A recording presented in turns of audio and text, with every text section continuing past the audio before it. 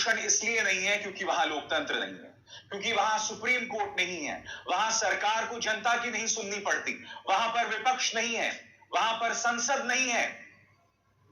यानी कि अब गोदी मीडिया, ये कहा जाए सरकारी तंत्र, इस बात को जायज ठहरा रहा है कि इस देश की समस्याओं का समाधान तभी हो सकता है अगर देश में लोकतंत्र ना हो। यानी कि इस देश में 75 सालों से कभी कोई लोकतंत्र नहीं था। इस देश में अपनी खामियां रही होंगी, मगर फिर भी समस्याओं का समाधान होता था उन खामियों के बीच।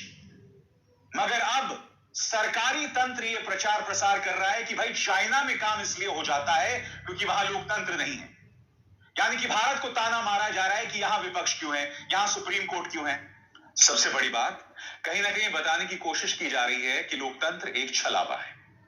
कहीं ना कहीं बतलाने की कोशिश की जा रही है कि भारत में अगर चीजें आगे नहीं बढ़ रही हैं, अगर अच्छे दिन और संगोल युग में चीजों का समाधान नहीं हो रहा है, तो हमें चाइना की तरफ देखने की जरूरत है जहां लोकतंत्र नहीं है। मैं आज अपने दर्शकों से एक सवाल पूछना चाहता हूं। इतने अरसे से इस देश में प्रदूषण की समस्या चल रही है, मगर क्या आज तक मोदी सरकार ने तमाम स्टेक होल्डर्स, तमाम राज्यों के पर्यावरण मंत्रियों को बुलाकर एक भी बैठक बुलाई है? एक भी बैठक?